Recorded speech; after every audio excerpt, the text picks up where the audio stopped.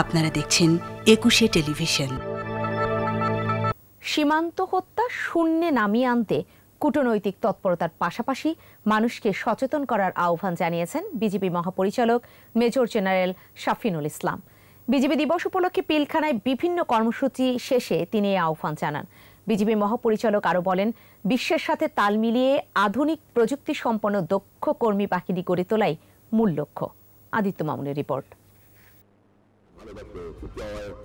১৭৯৫ সালে ৪৪৮ জন সদস্য নিয়ে যে বাহিনীর গোড়াপত্তন হয়েছিল, কালের বিবর্তনে তা এখন বর্ডার গার্ড বাংলাদেশ।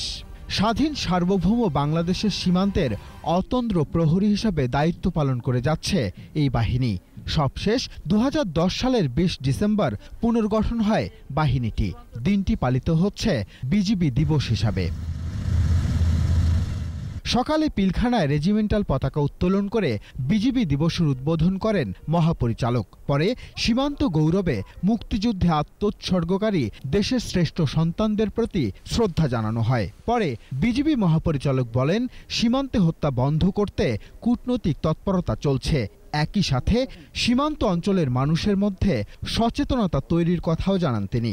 আমরা আমাদের চেষ্টা অব্যাহত রেখেছি যেন সীমান্ত হত্যাটাকে যেন শূন্য কোঠায় নিয়ে আসতে পারে। সীমান্তের জনগোষ্ঠীকে শিক্ষা দীক্ষায় এবং অর্থনৈতিকভাবে তাদেরকে যদি আমরা স্বাবলম্বী করতে পারি, তাহলেই আমি মনে করি যে সীমান্ত হত্যা কমে যাবে। সীমান্তে নজরদারি, বিশ্বের সাথে তাল মিলিয়ে প্রযুক্তি সক্ষমতা অর্জন, আধুনিক সরঞ্জাম সংগ্রহ ও দক্ষ বাহিনী গড়ে তোলার উপর জোর দেন বিজিবি মহাপরিচালক। নতুন নতুন বিএপি স্থাপন করে এই গ্যাপটাকে কমানো, অরক্ষিত যে স্থানগুলো আছে সেখানে নতুন বিএপি স্থাপন করে সমস্ত সীমানা আমাদের নিয়ন্ত্রণে আনা একটা সামনে আমি মনে করি একটা আমাদের একটা চ্যালেঞ্জ। এরপরে দরবারে যোগ দেন ভার্চুয়াল প্ল্যাটফর্মে। এ সময় তিনি সততা, নিষ্ঠা ও আত্মপ্রত্যয়ের সাথে দায়িত্ব পালন করতে বিজিবি সদস্যদের প্রতি আহ্বান জানান।